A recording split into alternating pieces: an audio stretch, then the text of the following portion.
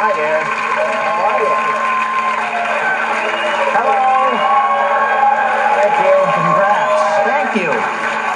Thank you.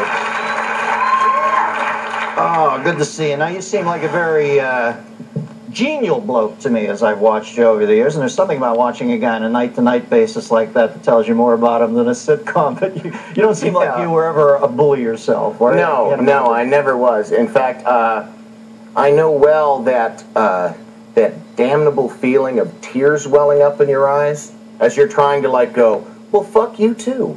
You know, just that, but yet you're just like, oh my God, if a tear falls, I mean, it just, honestly, when I talked to your producer before, you know, like, and just to kind of get the topic of the show and talk stuff over.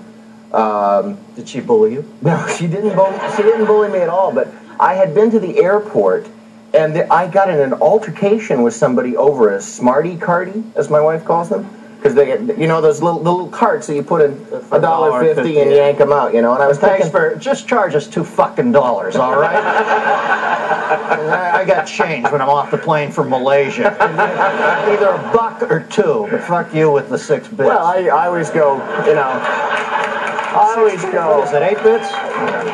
I always go cashless society and just, you know, use a credit card, Exactly. Which is like, I just love But how did you get into a fight about that? That seems like such a minuscule issue. I went to pick up some relatives who were coming in. My sister-in-law was coming in, and I parked in like the coin lot, and there was one of those, there's like, those carts are everywhere in this lot. There's one right there, and I got the cart, and someone was like, excuse, as I'm walking towards, she said, that's my basket.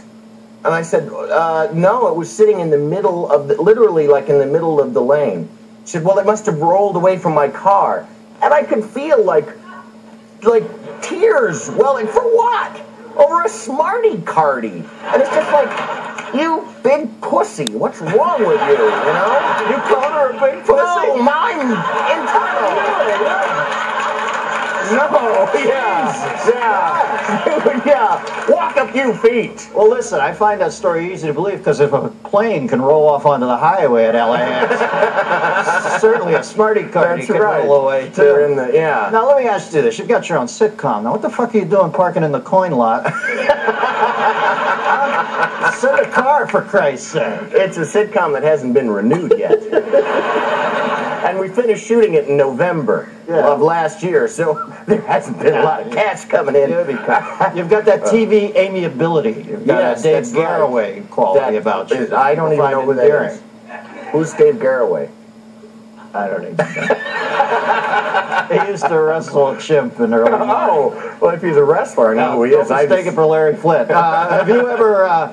were you ever picked on as a kid? Like, what was your most specific memory? This is a recent altercation, but as a child, was there a big bully in your school? Anybody who stands out in your mind? No, well, when it was always sort of within that realm of football, playing on the football team. Did they want you to play because you were big? Well, absolutely, yeah. And I did play. I played a couple of years, and then I got a job instead because the year before my junior year, they said they were going to. You couldn't practice in the summertime, but they said they were going to have voluntary 5 days a week conditioning and weightlifting sessions. And it's a big, you know what voluntary means. Yeah, and I thought, it means I'm getting a fucking job. You know, I'm not playing football again. And God bless my parents, when I went home and told them, they said, well, you're going to quit, aren't you? So I quit football, but it was always within the realm of football. It was always, and as a freshman, you know, like the seniors on the football team. And I remember the one specific moment that I really remember was in the lunchroom, sitting, and just, you know, it's the lunchroom, I'm just kind of spacing out, and an upperclassman apparently thought I was looking at him. And said, you know, it's a big motivator in high school. He had a straw in his mouth, and he went like, "What are you looking at?" And just like flicked the straw so that like saliva hit my face. And I, clever guy that I am, when he said, "What are you looking at?" I said, "Nothing," meaning that he was nothing, and that was it. And thus you finally met Conan. The tears. That's right. He said, in a few years I'll look you up and we'll have a. Now imagine him sitting at home and now he makes straws for a living at the Sweetheart Factory, and he sees you and Conan with those straw slides together. Oh, fucker's making a mint. No, he probably doesn't remember me at all. Believe in me, the alcoholic haze. Hunched over a mirror with a straw nowadays. We got a phone call for you. Oh, line 2. We've got Brian from Charlotte, North Carolina. Brian. Dennis, you are the man. Thank you, brother. You've been bullied in your life, Brian? No, I was going to ask you something. The both of you, actually. By the way, I left you to Joe Dirt. What, you're on the ham radio like Cheetah? It's like Cheetah at the end of the Tarzan film when he would steer the Nazis' plane into the canyon wall. Is there a specific bully in your past where you would just love to kick the shit out of? Any bully? Well, I met a kid once. It was beautiful. It was like heaven sent. A kid who beat my ass when he was young. I won't say his name. It's not worth it. But I was doing a gig one night, and this beautiful woman comes up to me, and she said, "Hey, you knew my husband when he was young." I said, "Really? Who is it?" She says, "Boom." And he steps out from behind her. He's sheepish because he knew he was a shithead. Right. And I look at her, and I go, "Do you know what a fucking evil man your husband was when he was young?" And she looks at me and I'm not even bullshitting you here. You should keep an eye on him because it's very telling when somebody's a child what they're like. And he was just a bad guy. And I walked away. And you didn't say anything to him at all? No, I didn't want to talk to him. He was a fucking moron. Right. We joke about it, but this bullying shit's got to stop, man. You look at a lot of this violence in schools now. Some of these kids are just satanic. There's no figuring them out. Some of these kids are just getting slapped around by assholes. And I'll tell you what, anybody ever fucks with my kid, I'm not even going to try to figure it out. I'm going down to the school and say, somebody better kick this kid's ass or I'm going to, fight his dad in the parking lot.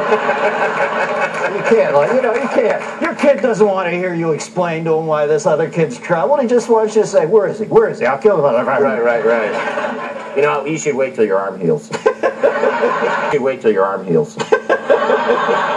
So I broke it in. He took a pool cue in a bar fight. Line 9, we've got Teresa from Bowling Green, Kentucky. Teresa?